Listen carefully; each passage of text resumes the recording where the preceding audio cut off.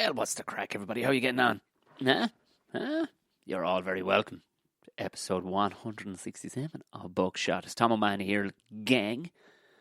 How are you doing? I won't have a ramble pod out this week. I won't. And I'll tell you why, lads. Believe it or not, I'm busy. I'm busy with online gigs, online hosting gigs and all the rest of it. I actually got the video back from, we can't reveal it for what we did for the whatchamacallit, for the Laughter Lounge, but we got it back and it came back pretty funny. The sketch I was telling you about and stuff. Love to have had more time. Love to have had more time to shoot it tighter and stuff like that, but it still came out quite funny, you know what I mean? But I won't have it because I'm not just that I'm busy, but I'm actually doing a live ramble pod. Yeah. If you've been listening, a live ramble pod this Sunday. So today, as people would hear this on the general public, you'll hear this on the 18th, Friday the 18th, but the Patreons, you'll be getting this ad-free on the 16th. As I'm recording this, I will literally be spending an hour and so editing another bit and putting it back out for you, so you'll get this on the 16th. So put that in the diary. If you're not a Patreon, you know what to do. Look down in the show notes, click through. $3 hairs. $3 hairs, I think, is all it is. Become a patron for a month if you want. Just one time. And you're in and out the gap. You know, because you get these, if you're a patron and you love the show and you go, do you know what? I want to contribute to the show. That's what you do. You get on, and as a little bit of a kickback, all your stuff is ad free and you get the videos. So the video for this will be out hopefully later on tonight. I'll have it out. But as some people said, they like just to have the audio too.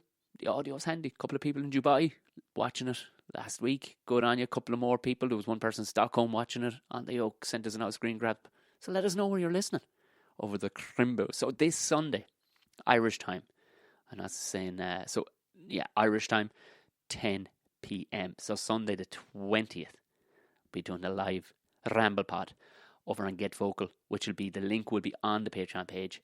Jump on in. I'll be giving you a fucking head start and a poke just beforehand, and all the social media platforms. Just follow me on all the usual places, you know, on Instagram. If this is your first time listening, because we're getting a gang of new listeners. So you're going, hey, this guy's on again. Yeah. No bother. You're welcome on board. So go follow Tom O'Mahony or Buckshot Podcast on gmail.com for long form stuff, but just the usual. And Instagram is where you'll catch me most, lads. You know yourself. Also, the merch stuff, got some great pics through. I didn't realise those mugs were so big. Fucking with the logos on them. They're brilliant, because I remember getting ones about a year and a half ago. I don't know where the fuck they are. I don't know. I haven't a clue where they are. I got one of each, Ramblepod and Buckshot. And I don't know where they are, but they weren't as big as them ones. They're proper size mugs.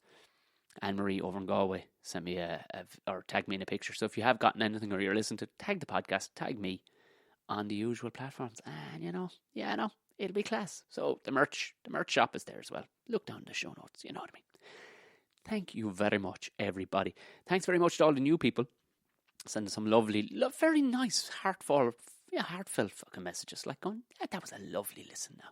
I'm going to go back and listen. Somebody actually, I can't remember who said it. He messaged me the other day going, he's messaged a bit. Fuck, I should have my phone with me, but I don't. Going, I heard you on Gordo's podcast one time, and then he's back over on yours. I figured, you know what, I'll give it. Holy fuck, you've got 270. Okay, I'll be here for some time. And fair play, you went back to the very beginning. So if you're brand new, have a look. There's a lot. There's over 200 and odd. So I don't know if Apple Podcasts, the one. It's difficult enough to see them all, but scroll back. I think Spotify shows them pretty quickly when you scroll up. It's pretty good for showing them. Yes, I've gotten 2 more absolute stonkers of comments on Apple Podcasts. So if you're going to leave a comment, take a screenshot of it, because they don't always send you a notification, and I can't see it because sometimes if you're in a different country I won't see your one. So send me a screenshot, tag Instagram page Tom O'Mahony Comedy, and let me know what you're after. So I'm after seeing 2 delicious ones already. Fair play. I still have one out in the lead that I will announce on the live show on the 20th. T-shirt will be going to that person who wins the best comment left on Apple Podcasts, because I don't think you can leave one anywhere else. If you can, take a screenshot out. Beautiful. Now, that's all the housekeeping out of the way. Today I have the fantastic Canadian comedian that is Craig Campbell. This was a whirlwind of a chat. I got to ask him absolutely nothing about what I planned on asking him, because like that, An hour just ripped by. The man is just put in the cassette tape, press play, and sit back.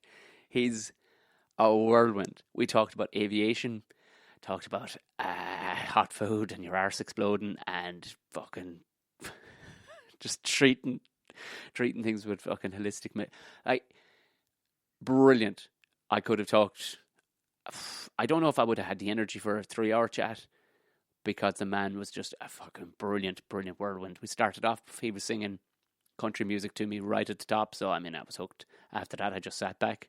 It was great crack. He has done everything. He's done Dave's One Night Stand. He's been on Mike McIntyre's Roadshow. He's done, you know what I mean. He's a big name. He's done plenty in the business. Still brilliant crack to have a chat with him. Sit back, enjoy, and strap in for Craig Campbell.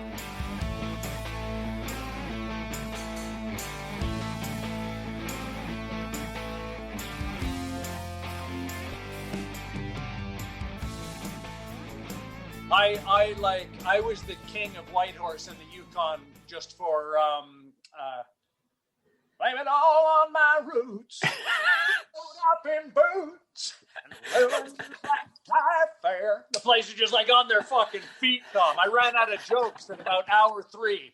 And I was just like, I fucking don't know what to do. I just looked around and thought I'm either going to die or pull out a fucking country tune. And luckily Garth had a couple of hits at the... We're two of a kind, working on a full house. I just fucking bumped the place after that. They didn't know what to do. Fuck, we thought he was funny. Now we want our daughters to fuck him.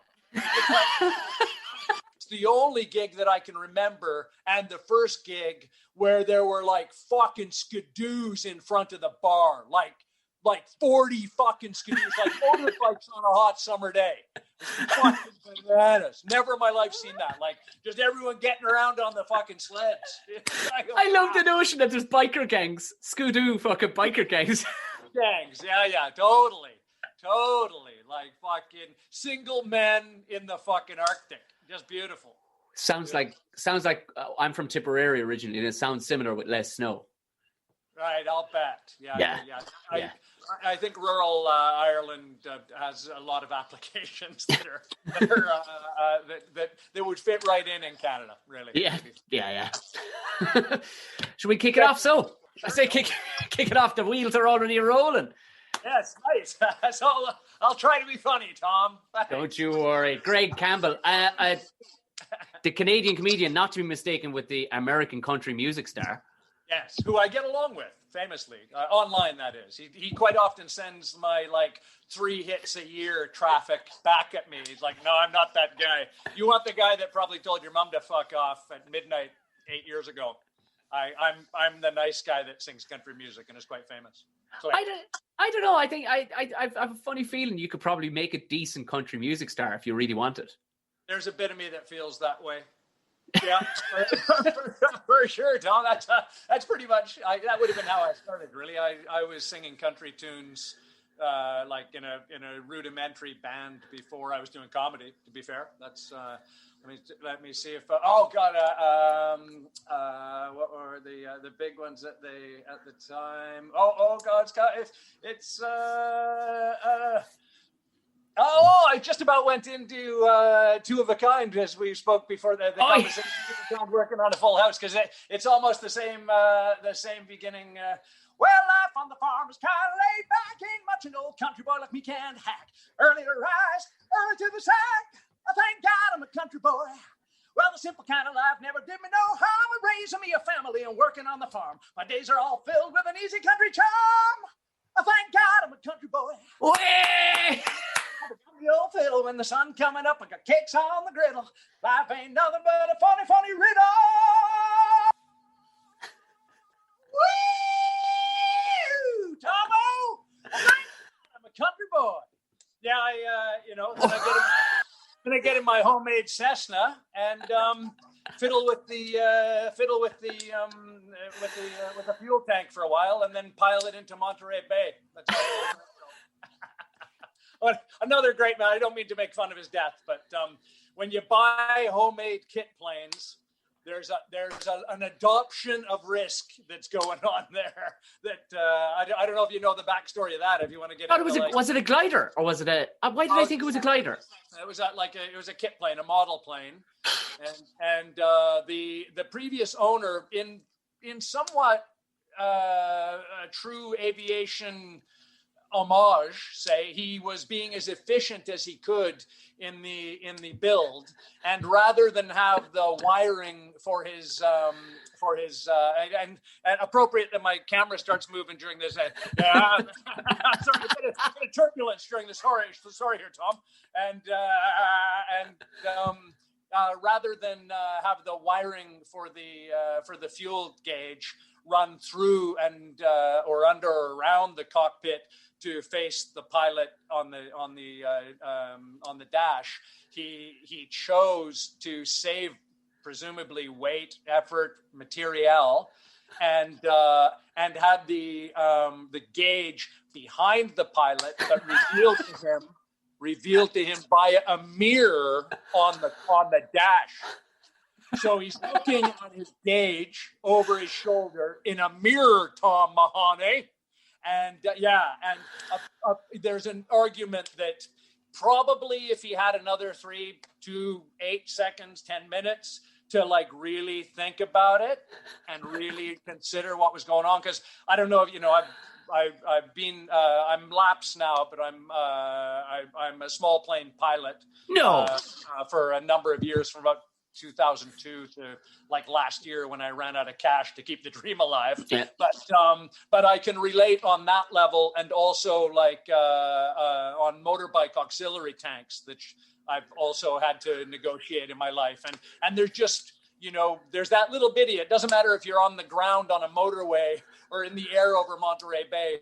When you reach down and you're fiddling around under the tank after you've been riding for a few days, you know, and you're like fiddling about and trying to is it lefty loosey or righty, you know, and then you know you're looking at your own thumb. Is it left?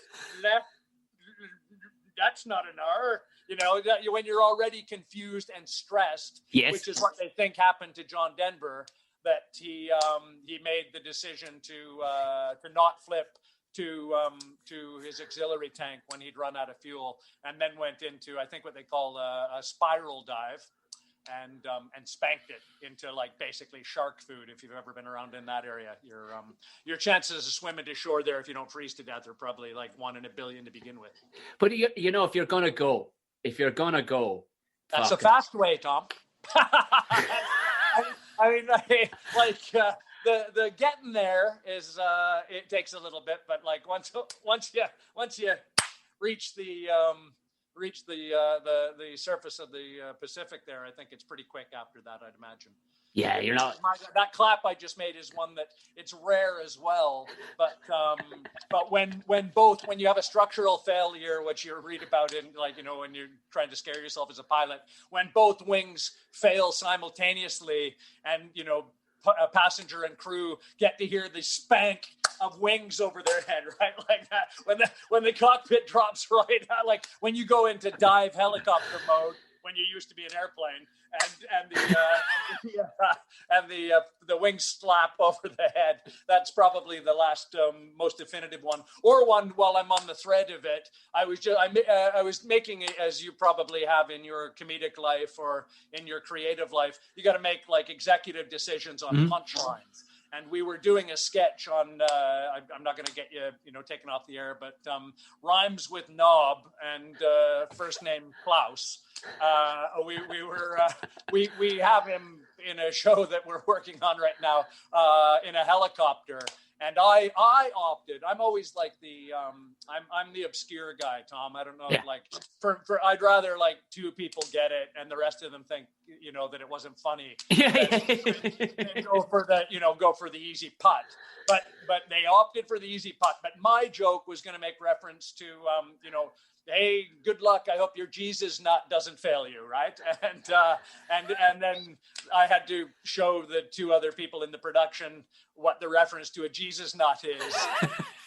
And then, you know, once you're on Wikipedia, Tom, the amount of humor going on just really falls through the floor. I don't know if you found yourself that way as a comedian. Like, I'm sorry you didn't get that one, but I've just got to stand over here and I'll get some reception and be able to let you know that this actually exists, what I just mentioned back there, that made you go cold. You remember that minute? There's not just the Jesus nut, by the way, which are still pretty rare in aviation in the modern era in helicopters, but there's a reference to a Jesus pin. And if your audience isn't aware, it's basically the main rotor nut. And again, like modern helicopters, if anybody here, I in fact, I was about to advise you not to be worried if you get on a helicopter, but another bit of me just says, don't get on a fucking helicopter, no matter what you do. Because I don't know, if you're not aware of what helicopters are all about, but ever since Da Vinci drew one, yes, they've been trying to fucking tear themselves asunder as soon as they're not even in the air, when they're doing their safety checks on the ground, they're already, the tail's I might just fuck off into that field. I'm just going to twist the fuselage for a while and see if we can't fucking turn this bitch up, inside out before we even get off the ground, they're death machines, if you're not aware of that anyway.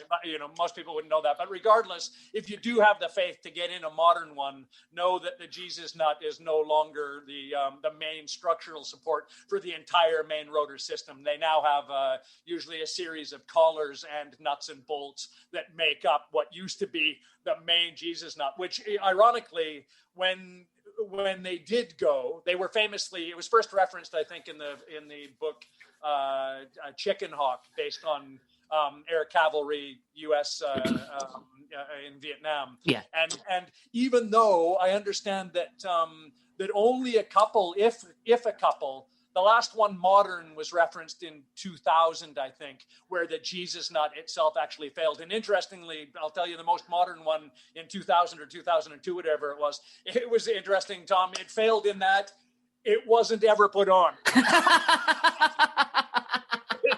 Hey, did your Jesus nut crack? No, better than that, actually. We didn't bring it with us. Yeah, it's in perfect condition at home. But yeah, totally.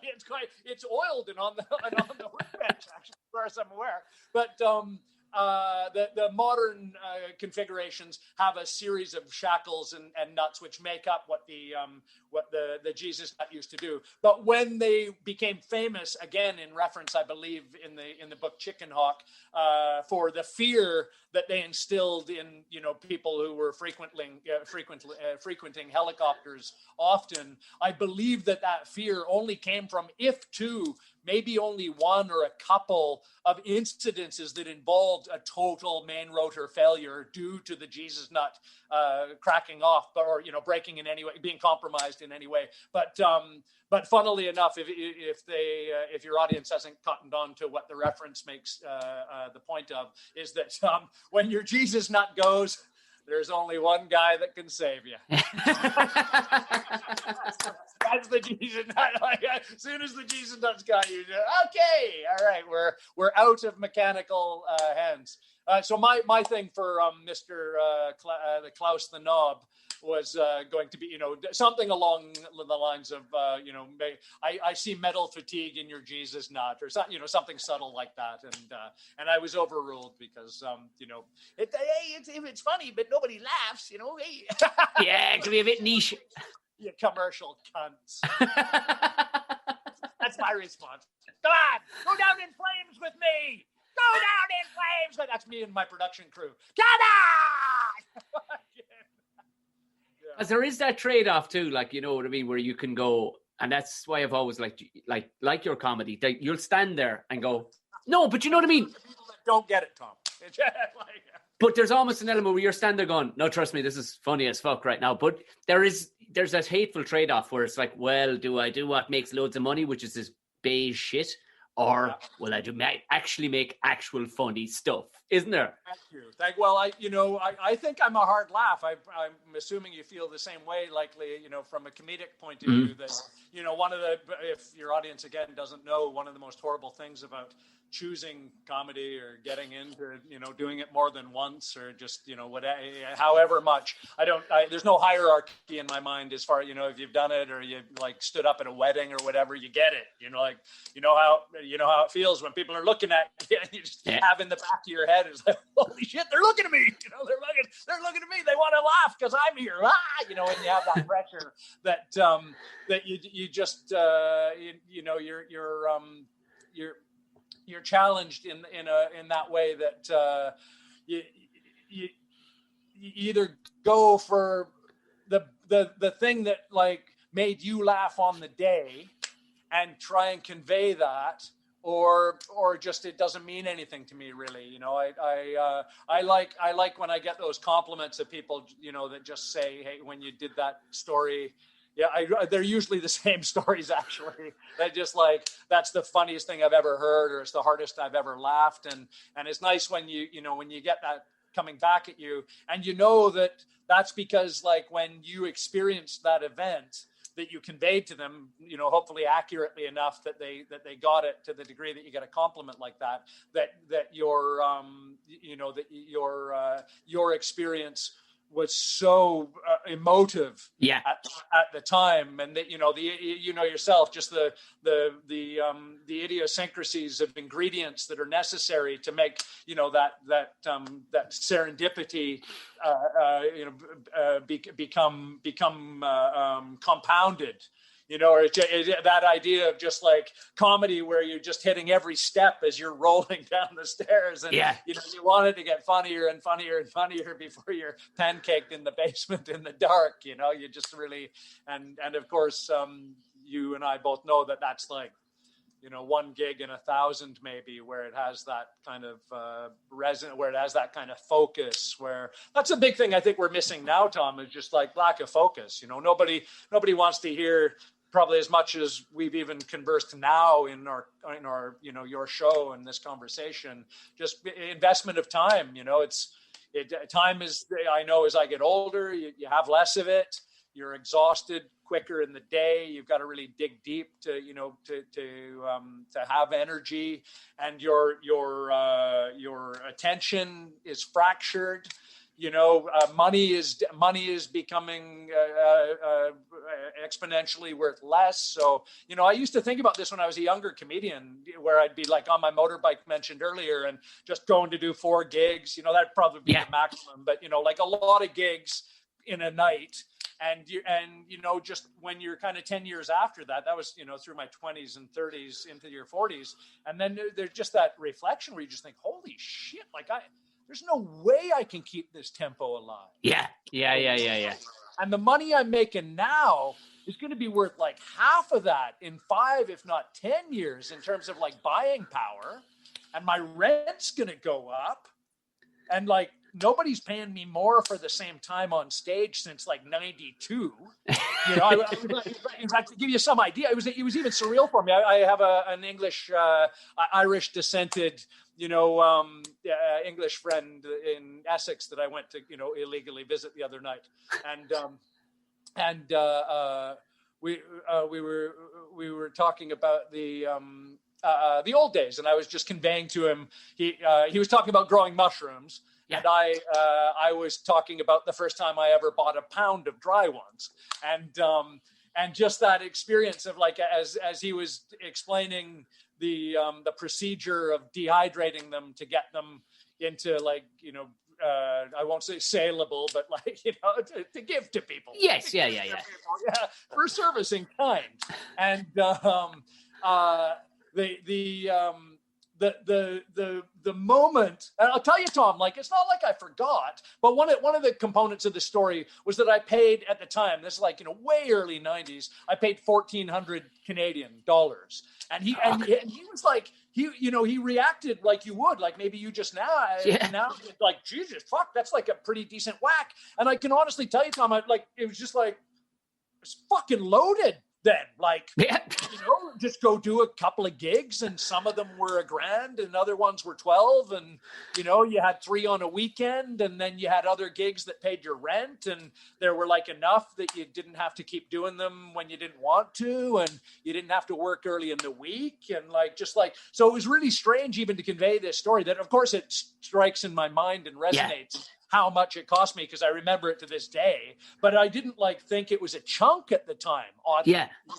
But regardless, I was still, it's not like I forgot the transaction. I still remember the guy and where I met him and how that happened. But I can tell you, I was not ready for a fucking guy to show up with like, why is there a man carrying a Santa sack towards my house, right? Like, I just had no idea in my head of how much a pound of fucking dried mushrooms would be in volume, right? Like, just blew my mind. Like, didn't even remind me of why I had, fucking purchased them when he showed up. Who the fuck is this guy? It was like buying a bag of popcorn, Tom. But like, I'd argue even lighter than popcorn. They weighed nothing. I wasn't ready for it. I just like the water's where all the weight is, of course, and then now dehydrated. So my God, and of course that just led to coffee in the morning with a nice chunk of chocolate. Sometimes that also had mushrooms in it, and a face full of these big Mexican cubensis. And I was just actually, as I was in and out to the car checking the oil just before I spoke to you, that I was feeling again. I'm sure Ireland is even amplified about what I'm about to say, as far as like in Canada they use Ireland for like soap commercials and but I feel the same way just in England here, that it reminded me again. I had flashbacks to just living in Vancouver. I went out to check the oil in the car with sandals and no socks on and t-shirt in December, and just like for a Canadian, I know it's odd. I don't want to like harp on being a Canadian, but like when you're checking the oil in your car in December and you're not wearing socks in your sandals, it's just like, oh, fuck, am I in Hawaii? What's going on here? It's like global warming, man.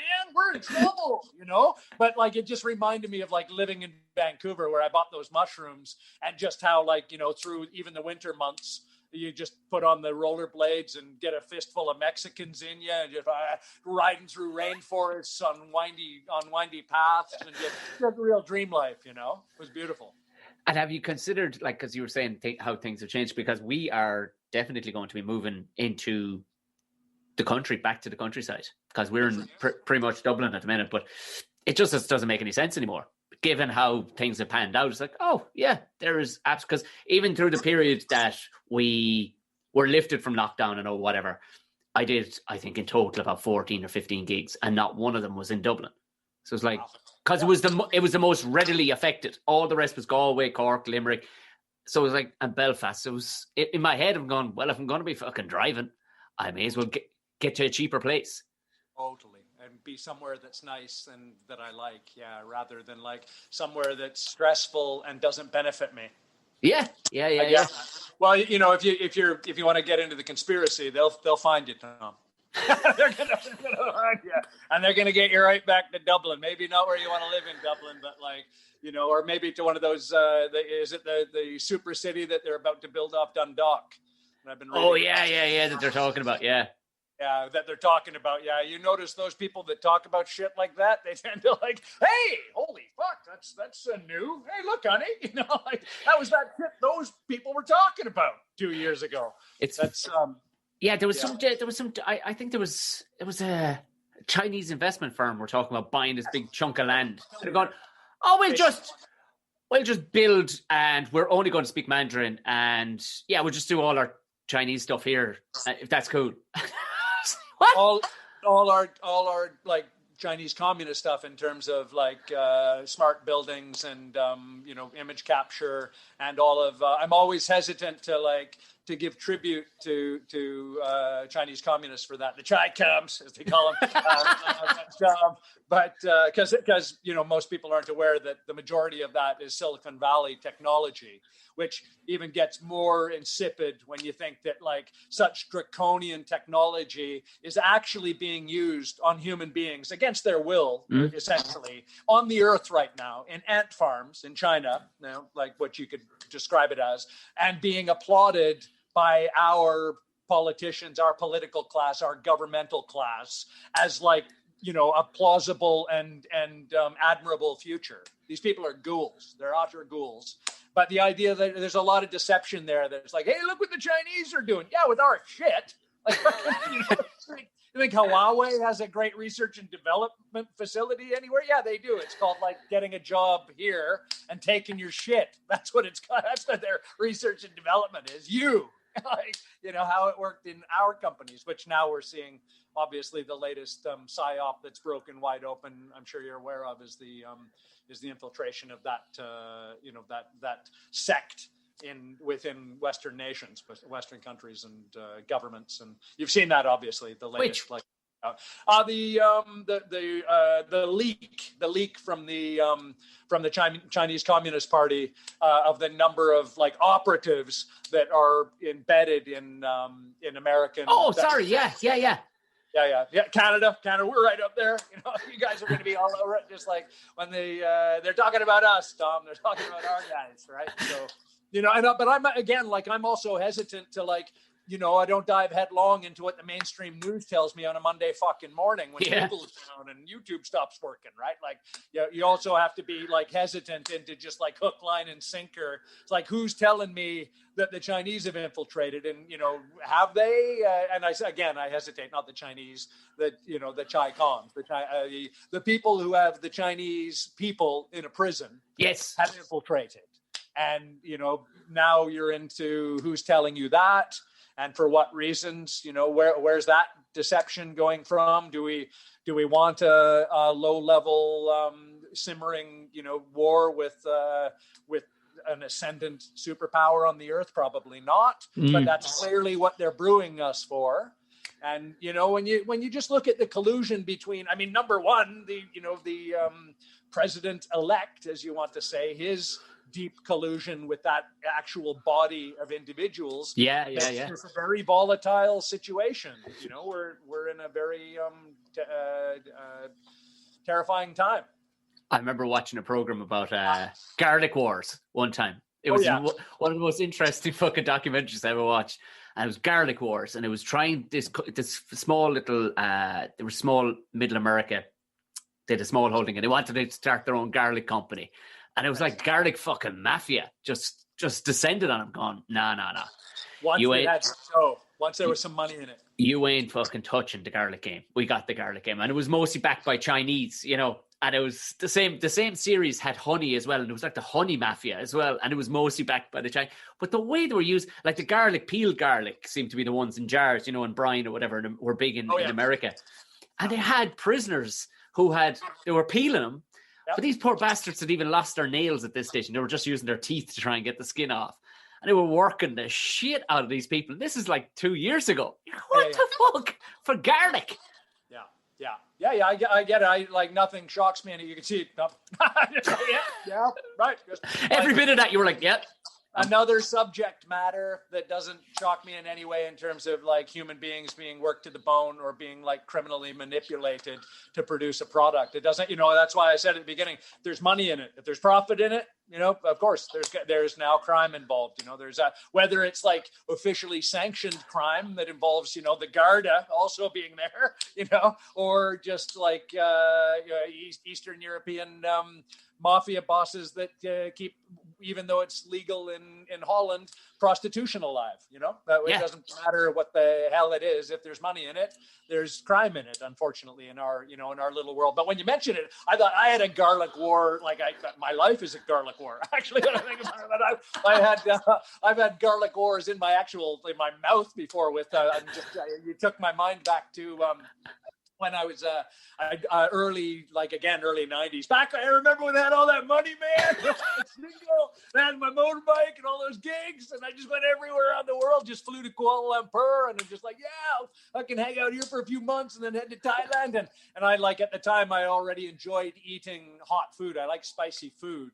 And if you've not been to Thailand particularly, there's just that kind of. They've seen a lot of tourists. They've seen a lot of gringos. And if you like hot food, if you like particularly spicy Thai food, and you go to Thailand, if you're not like now I'm more au fait with like the Thai language. You have to learn the pet ma. I love that. It's so aggressive. It's like, look at me. I didn't fall off the boat. I wanted hot. Give it to me hot. You like pet ma. But I didn't know pet ma when I was first there. I like hot food, but every time I get to the front of the queue, they just give me like, fucking gringo mush. Yeah. And I'm like, can you, put a pepper in it? And just to give you an example, the first place that I experienced the pet ma that jumped me, in fact, the garlic war, was I'd gone to like it was a papaya salad, got pretty common Thai dish, and they also have little like peppers, like Thai peppers. You look like a Scotch bonnet. They may, right. In fact, and so I watched a couple of people in front of me. Just, of course, I don't speak the language at all, so I just, I'm like pointing at stuff once I get up to the front, and I point at the peppers, and the guy just like right. Like I'm not going to give those to you, right? You're not ready. You're not ready. You're too white. You can't handle the peppers, man. And I just like, what? And I didn't know, now I'd just be like, fuck you, pet ma. You want money, pet ma? Just like fucking different guy now, right? But at the time, I'm like, oh, okay, you can punk me off. And I had a little side conversation with one of the monks, or somebody on the side that spoke a bit of English, and I was like, can you tell fucking cunt face that I'd like some fucking sometimes I didn't fly, I'm not coming back tomorrow. Can you get me some hot fucking food here? And they had a little, I'll never forget this, Tom. They had a little exchange back and forth. He goes, you say, you try one, you like it, you come back. So I'm just like, okay, we're gonna play like fucking. Now I got a contract with fucking two guys I never met before, and so I fucking give him the dosh and walk over. Tom, my Christ, I go. So I'll never forget. I remember the configuration of like the eating area, and I sat on the end of a fucking like big picnic table. Maybe it's pretty rammed, and like 80 people watching me, and I fucking like.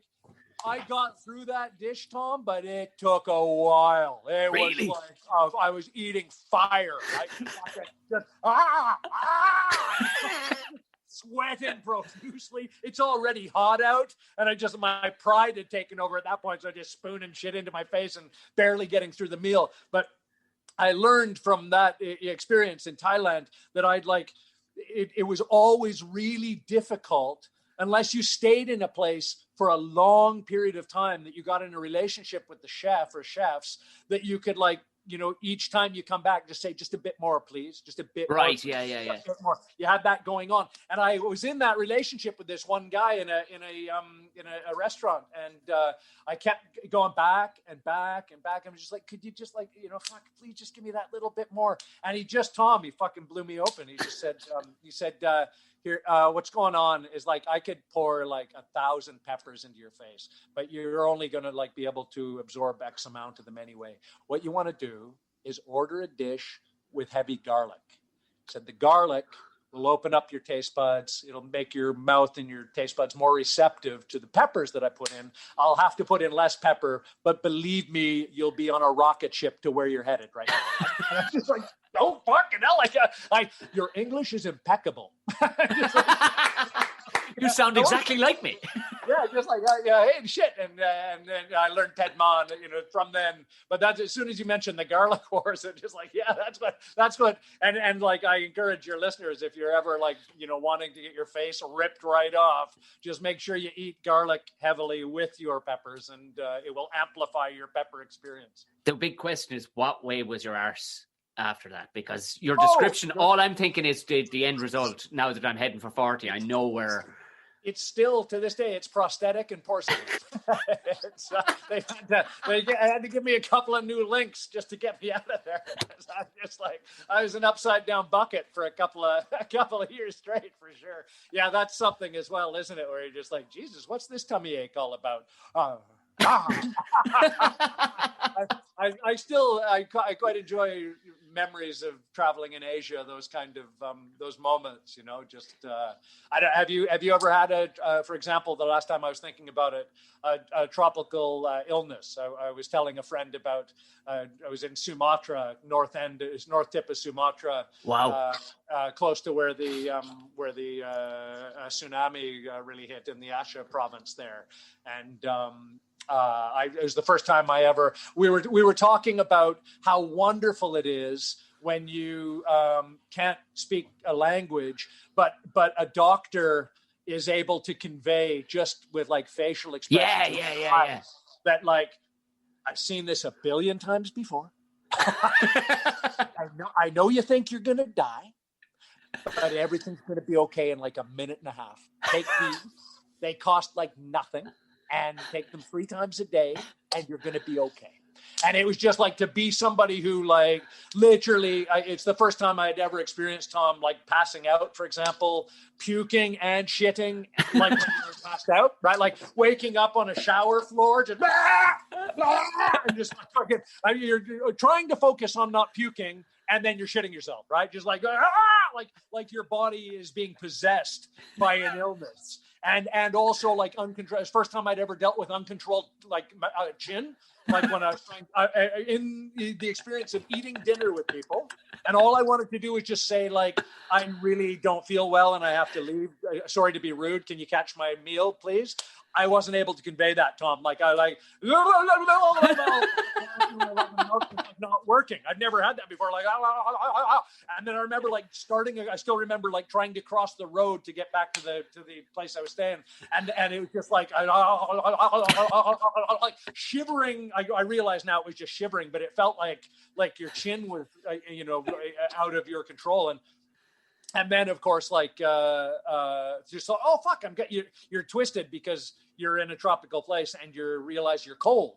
You're shivering because you're freezing. Right. And that's, a weird experience. So now I put on I still have the sleeping bag, my old blue kazoo, the old gangster, put on the old blue kazoo and put it up. And then, whatever it was, an hour later, 2 hours later, just like, hotter, sweating profusely, hotter than you've ever been hot in your life, right? Just like, so now I'm just like, I've gone from shivering to like, I'm having got literally, well, this is how I ended up on a shower floor, and couldn't have been more surreal because it was underneath a zoo, Tom.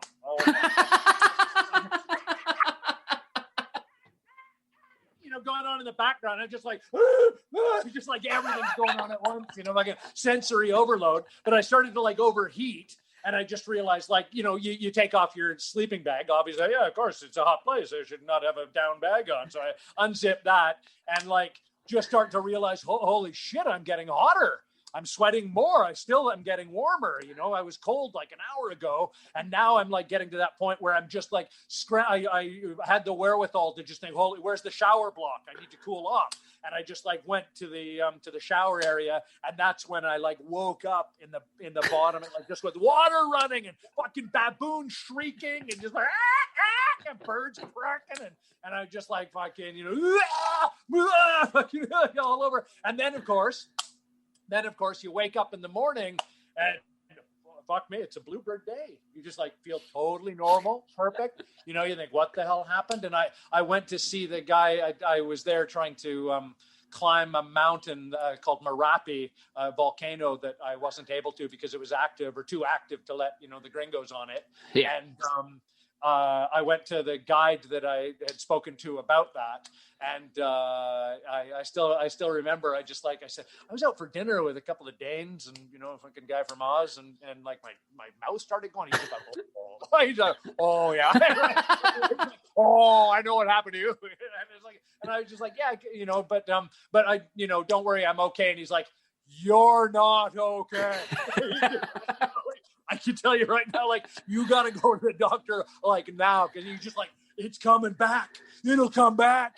You won't like it when it comes back. I'm just like, what, really? He's just like, yeah, don't wait. Do not hesitate. Like, it's dormant now, but it's going to come back tenfold if you leave it. What was it, like malaria or something? Or what the hell did you have? Just like whatever their local fucking, like their deli belly, really.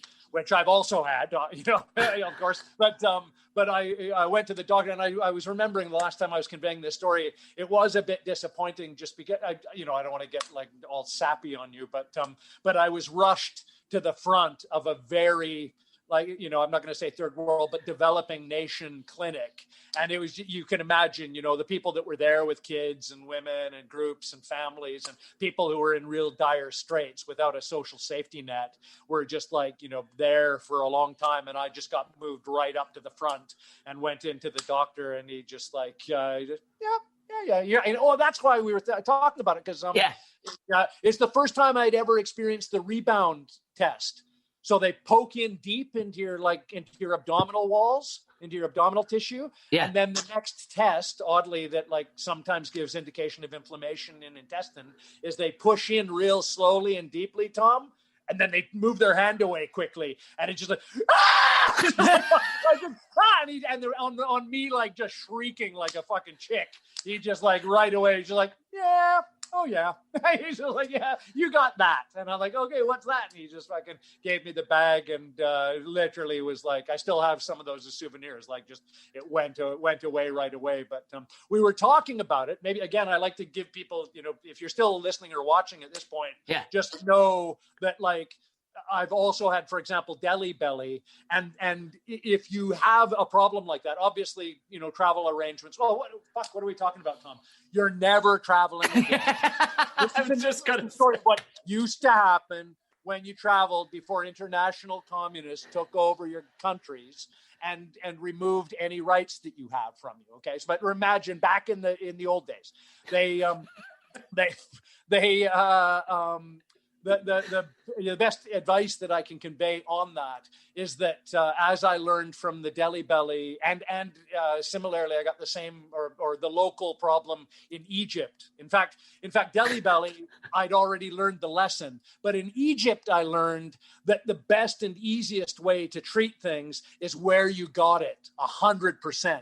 Like literally, as in, in India, if you get deli belly and you go to a local pharmacy or a clinic or wherever, they're just like my experience in Indonesia. They'll just give you the bag of the stuff that deals with your thing, and it's gone in minutes and you don't ever think about it again. But if you do, as happened to me in Egypt, when it's like the last day that you're there, we were diving in the Sinai and then just did like a quick Luxor trip to check out the pyramids. I had like, hey, sure, of course I'll have a falafel.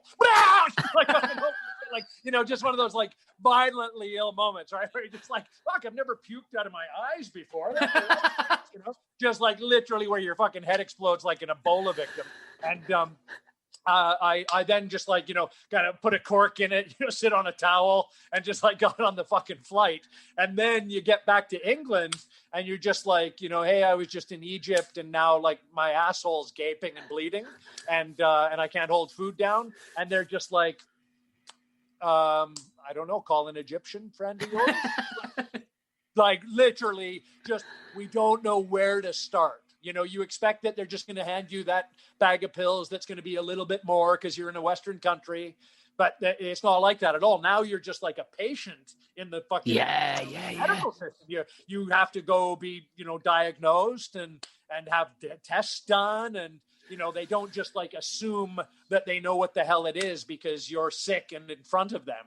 So again, you're never traveling again. This will never happen to you. Yep. But if it ever does, if you ever are a part of the elite and somebody has a Learjet and you get to go somewhere and this happens to you, before you stuff a towel in your hole and get back on the Learjet, get it dealt with where you are. Definitely, get your issues medically dealt with in the place that you started to have that problem. Because the Western nations are just, it's funny how advanced we are, Tom, but just stuff like that is just like, I don't know. Yes.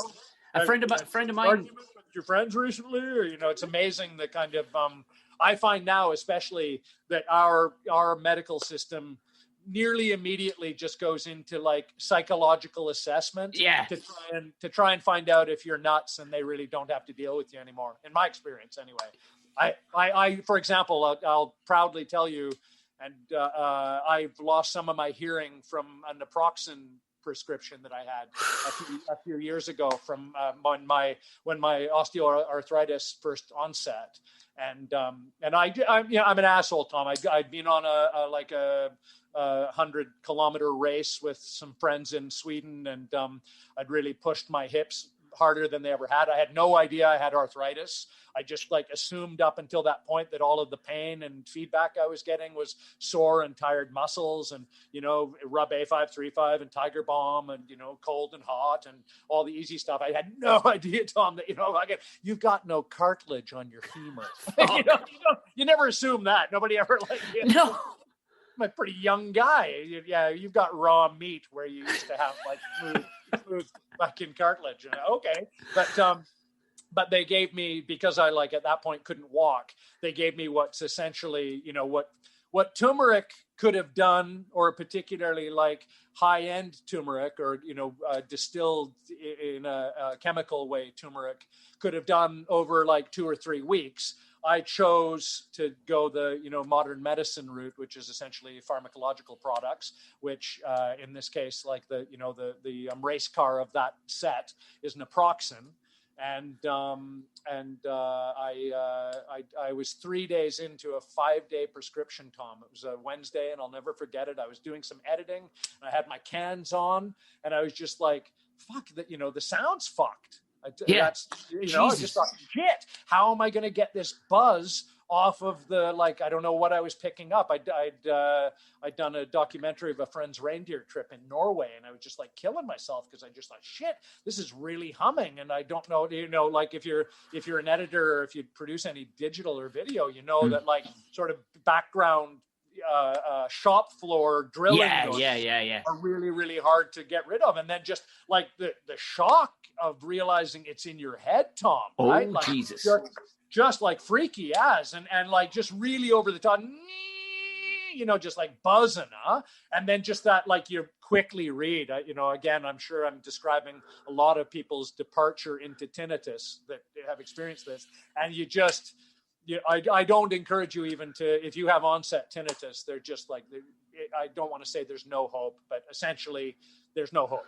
If you read, it's just bad news. You just read bad news after bad news. You don't hear about it coming, and then people are just then I just did a lemon flush, and everything was bad. I ate charcoal for a day and a half, and now here, woo, Bob's your uncle. None of that. It's just you're now permanently fucked. And I got into. I immediately got in touch with my doctor. And of course, what do you do, Tom? You fucking go to the bathroom, and you go through the rubbish bin, and you get out the fucking naproxen box and the fucking insert. And it's just fucking death, hearing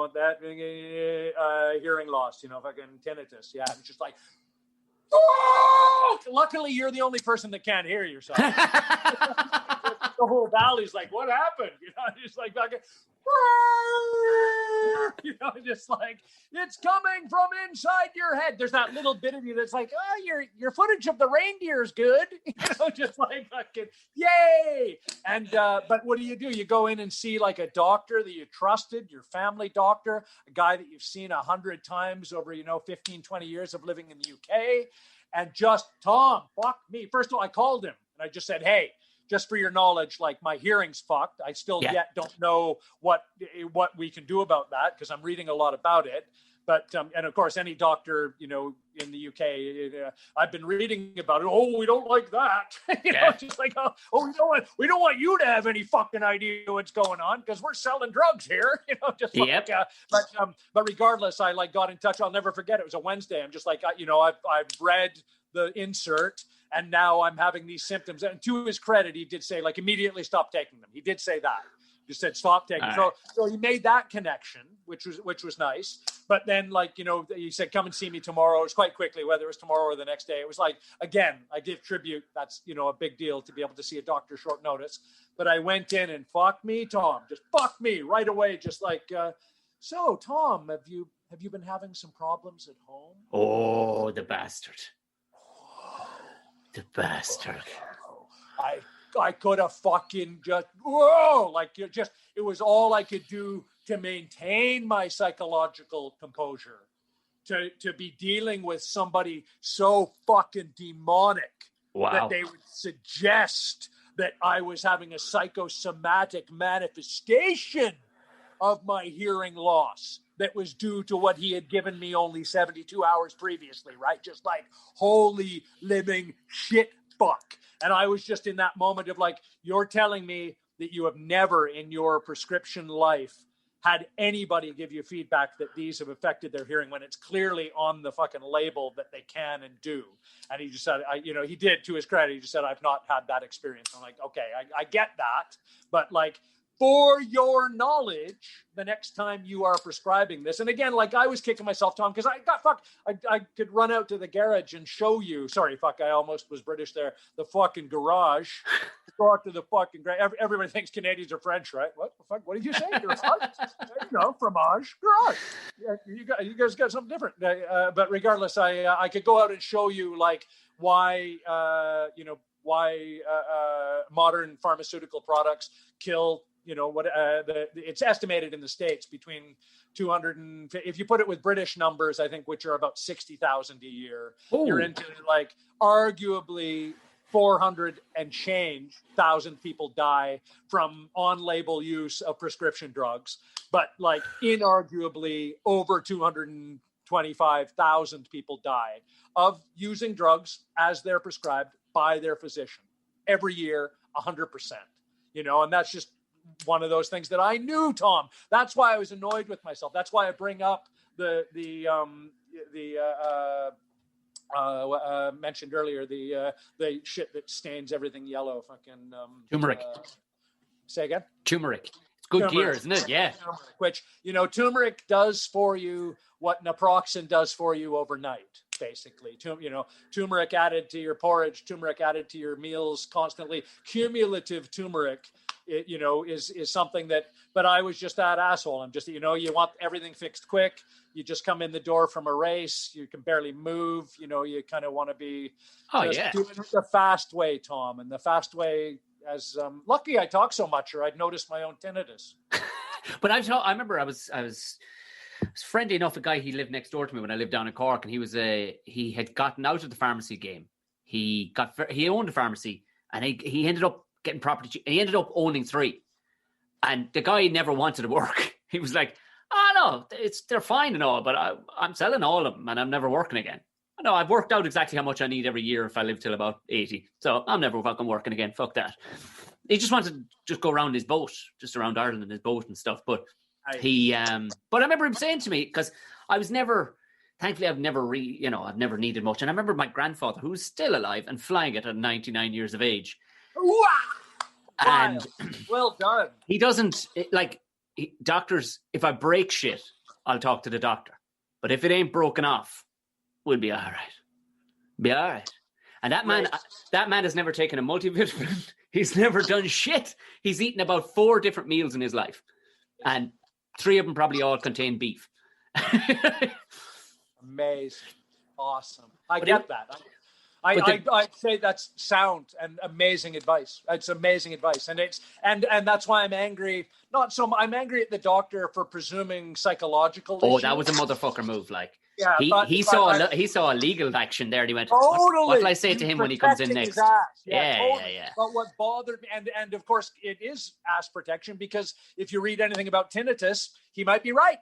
Unfortunately, because they don't know. It's inconclusive. So he can't be roped in that way. But I'm mad at the man in the mirror 100%. I was angry and felt guilty for my own actions, because I know the advice that you just gave. And that's like, if you're not like, being carted away in an ambulance because you're unconscious and people don't know who you are, you don't go in, It's like, it's a dangerous it's a dangerous place. I'm somebody who, like I mentioned earlier, thank God nothing to do with my flying career, as long as I had one, but motorcycling from a very young age, mountain biking, snowboarding, skiing at home, hockey. I just like, Tom, I was just one of those people that like I was able to assess fractures accurately. Yeah, I'm with you.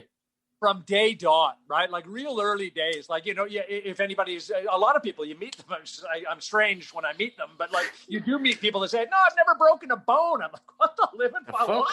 Just like, holy shit. Like I like literally broken dozens of fucking bones. And you just get into that. Like, you know how your head feels, you know, you get the sweats, you know, you get the endorphin rush, you get the release, you see the fucking distortion, you see the coloration, you know, it's just like, fuck, I'm broken. You know, I used to talk about on stage that I would only go to the hospital to confirm that I had broken my bone, right? Yeah. I genuinely, I've kind of done that going, thank you. That is 2 ribs. You're 100% right. That's what I was thinking. Totally. That's for me, the big one, the one I enjoyed talking about on stage was the ribs, because you would know if you've broken your ribs abundantly. I love asking, I don't know what style your comedy is, Tom, but I love asking an audience to, you know, to get responsive, like, you know, has anybody here broken their ribs? Invariably, you know, a number of people have, and it's just like, and what can they do?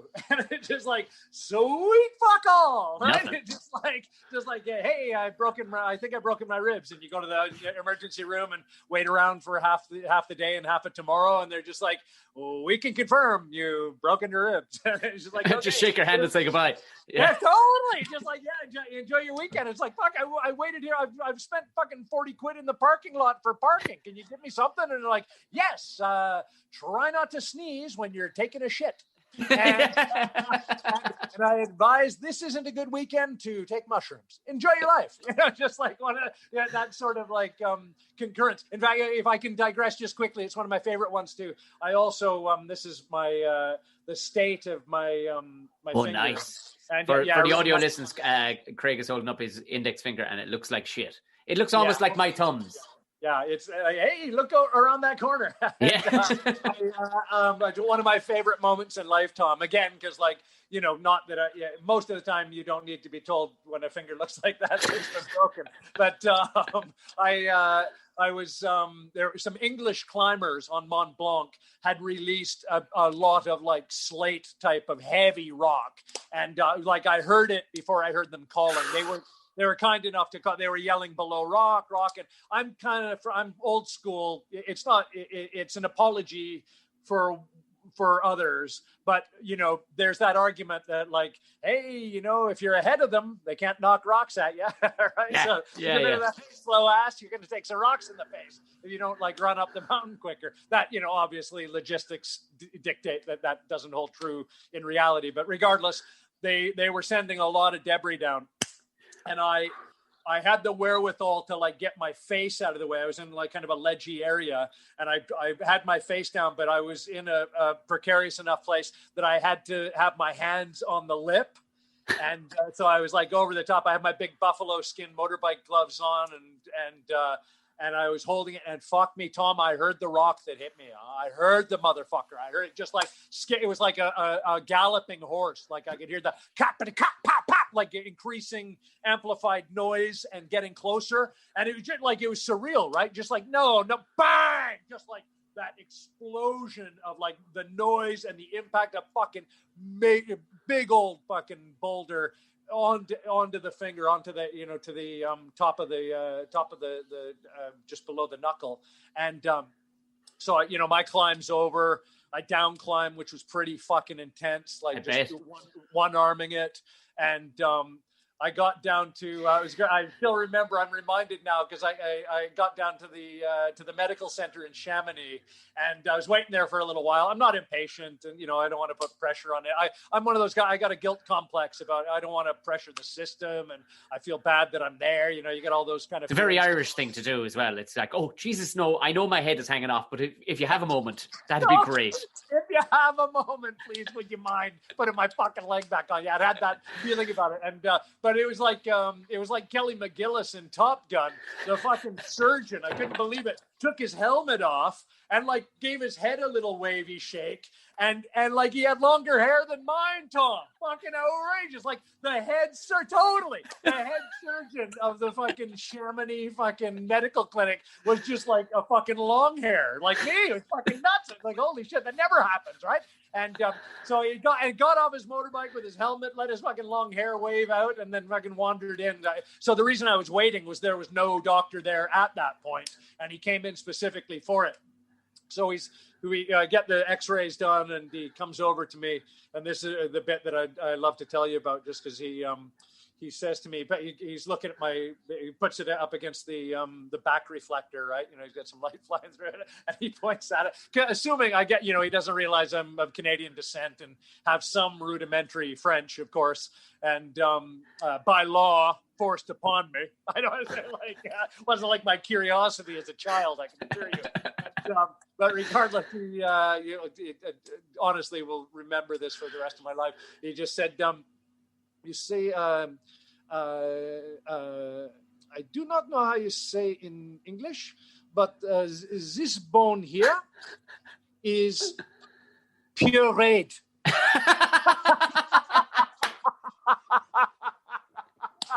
Loud and clear, Doc. Loud and clear.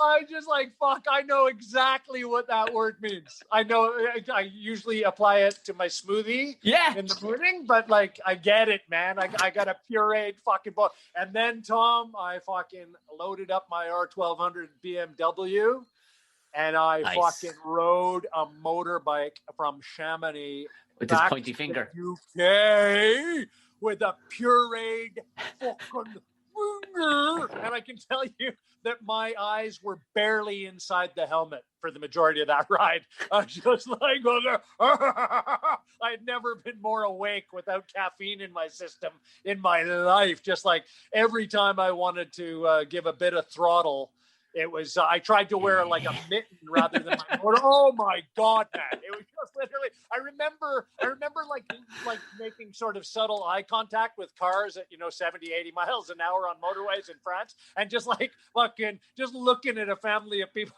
just like, if you only fucking knew what's going on. I just like, just fucking, whoa. Oh, it was madness. It was wonderful madness. The beauty of it is it's kind of nearly as you get more accepting of broken shit. You're like, well, it is what it is. Because like that, my grandfather's maybe 5 or 6 years ago, we were down home for Christmas Day. Yeah. And he rang my parents' house and said, he was asking for me, and I hadn't lived at home in years, but he went, is Tom there? And he was like, yeah, okay. And I put him on the phone. Genuinely, the guy, maybe 94 at the time, he went, I said, you all right? He went, yeah, well, I said I wanted you on the phone because the rest of them make a fucking scene. I think I've done a bit of mischief to my leg. Mischief? I go in, right? Yeah. His story was, because they'd had a heavy freeze in where he was, and his neighbour, who was an old lady in her 80s, in his eyes, he was brought her up a 10-gallon drum of water because his taps were fine, and he slipped on the ice on the way back. His fucking shin was at 90 degrees. And up on he went, I think I've done a bit of mischief. I went, whoa! It must have taken till like last week to heal. They said it. It goes, you'll be lucky if that ever heals properly. Yes, I was going to say. He went, it'll fucking heal. I'll be driving in 6 weeks. He fucking was. Wicked. Yeah. How amazing! No limp, no nothing. Just okay. I take heart from that story, Tom, because again, to wallow in my own arthritis, I can say, like, as somebody who has always, like, egotistically, I would argue, embraced not just cold but the winter. I've always loved the winter. It's one of the things I most miss about Canada.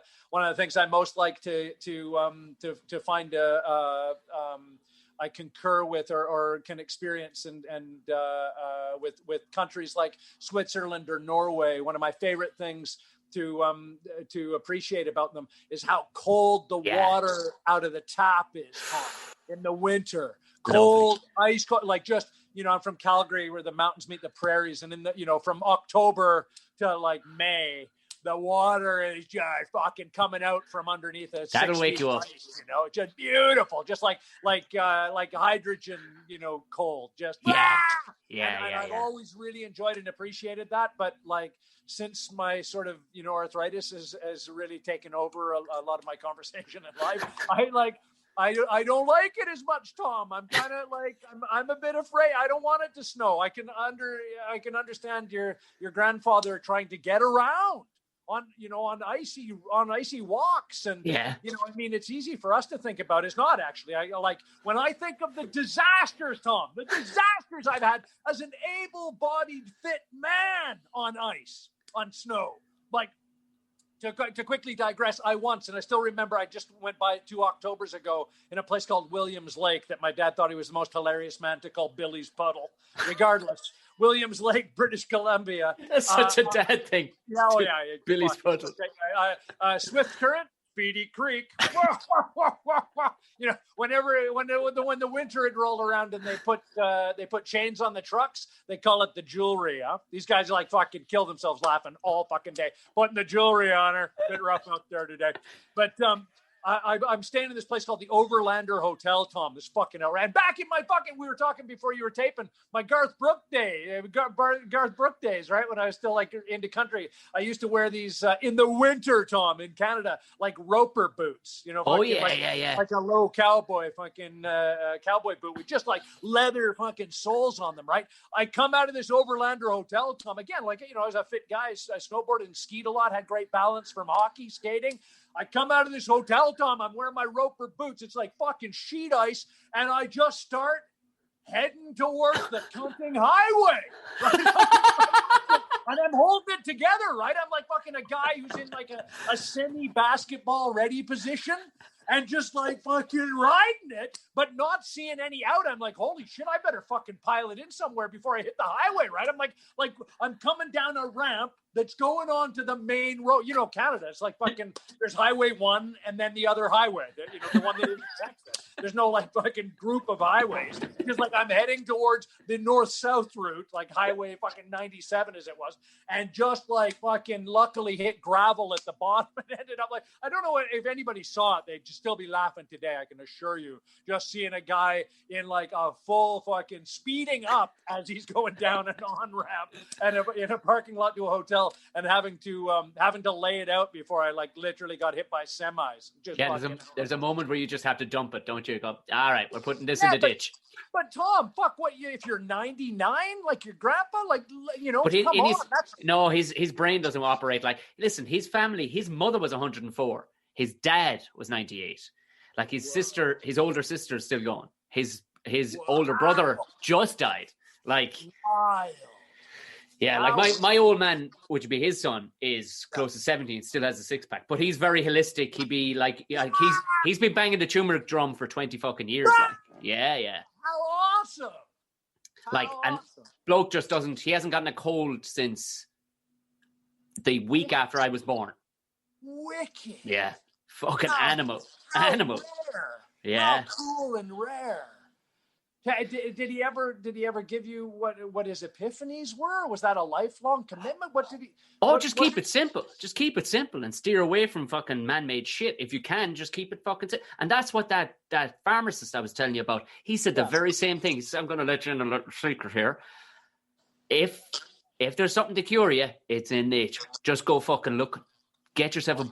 And this was early 2000s. It was like, get yourself a book. Now there is an internet to go fucking looking. Yes. There's a thing to cure you. All right, you got a broken bone. There ain't many leaves you can take to fucking solve that, sir. But and his thing was, if there is a cure, and they've, it's in nature. You just gotta know where to fucking look. And it rhymes with marijuana. Of course, cannabis. Yeah, fucking beautiful. What a pleasure. Brilliant. Thank you so much. This has been a fucking whirlwind, man. The hour, we just went fucking flying by. You have, it's Apocalypse. Is that Apocalypse TV. Yeah. We've had our second episode come out last Saturday, and we're doing them every Saturday. It's a lot of work, but Monday is like a bit of a breather day for me, and I appreciate you letting me awesome. And where can people? Where's the best place to find it? Where's up first?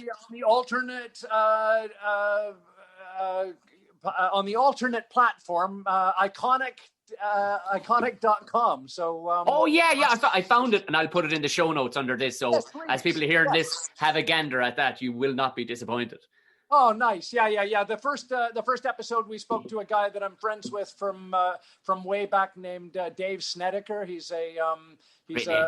an ex-Final Four basketball player that made it to he was on a Cinderella team, the Providence Friars, and they lost to Syracuse, but he's played at the top end. And my buddy Sean Collins, I spoke to in the first episode as well, and he's just come back from Sweden, where they've done a documentary called The Other Way, or Another Way, which is basically like a comedian leaving the UK to show that there's somewhere in the world that they're not in lockdown and they don't have all of the silly mandates that we have to be able to still perform in a group of human beings in a room, which is incredible. And the most recent one, this last Saturday that went out, the second episode, I spoke to a guy named Legal Man, who's just like an American constitutional lawyer and a wealth of information and knowledge. So that's what I'm doing, Tom. Much maybe like yourself. I was going to ask you, I don't know how you know me or have even heard about me, but I'm very pleased that you got in touch, and I really enjoyed talking to you. But